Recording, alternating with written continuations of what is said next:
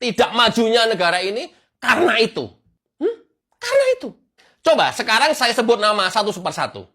Amin Rais, Rocky Gerung, Faisal Assegaf, Din Samsudin, Refli Harun, Ferry Amsari, Zainal Arifin Muchtar, Bivitri, Profesor Kuncoro, Mahfud MD, Egi Sujana, Said Didu, Fahru Roji, AM Saifullah, Dr. Tifa, Dedi Sitorus, Masington Pasaribu, dan para penyinyir-penyinyir lain yang saya belum sebutkan satu persatu. Pertanyaan saya, bisakah mereka-mereka ini berpikir tentang ekonomi Indonesia? Bagaimana cara menjaga inflasi, daya beli masyarakat? Bagaimana bisa membuat ekonomi Indonesia growth, bertumbuh 7-8%? Bisa mereka? Bagaimana cara menanggulangi COVID yang secara dunia benar-benar terpuruk? Indonesia jauh lebih cepat bisa melaju dan pulih.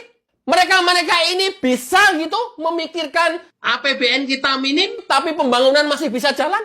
Mereka bisa gitu membuat iklim supaya investor asing bisa masuk ke Indonesia sehingga negara bisa tumbuh. Mereka bisa. Mereka bisa. Mereka bisa menurunkan tingkat kemiskinan. Mereka bisa menurunkan tingkat pengangguran. Mereka bisa. Berpikir itu bisa. Melakukan itu bisa.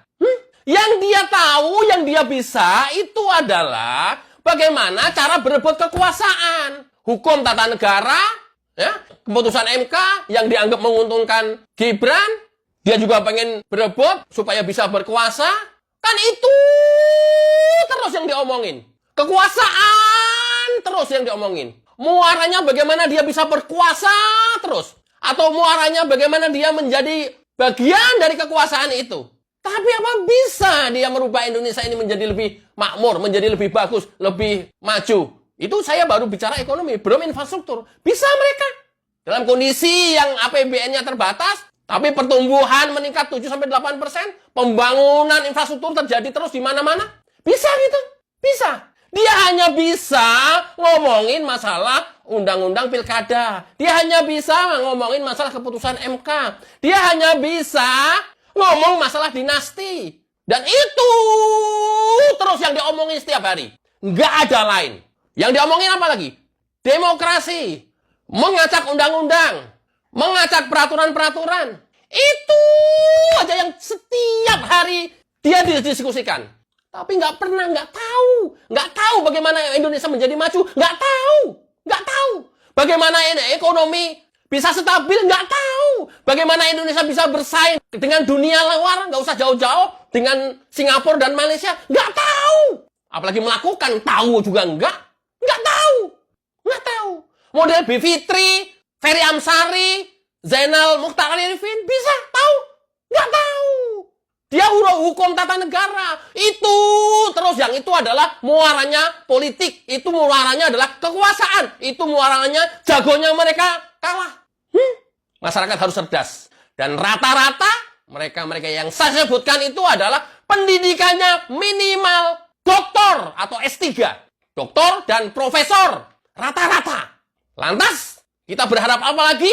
Indonesia kepada kaum cerdik, cendekiawan, ilmuwan yang seperti tadi nama-nama saya sebutkan. Kita bisa berharap apa lagi? Indonesia bisa maju. Nothing. Kita lihat diskusinya setiap hari.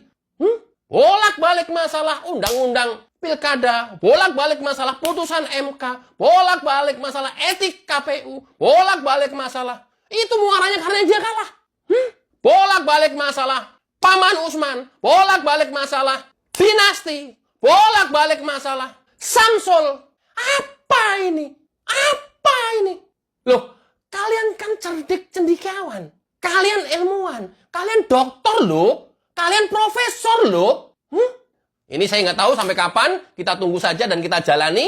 Pasca Jokowi, 5 tahun ke depan Prabowo, mudah-mudahan lebih dahsyat lagi. Dan lebih tegas lagi kepada orang-orang yang menyebarkan fitnah.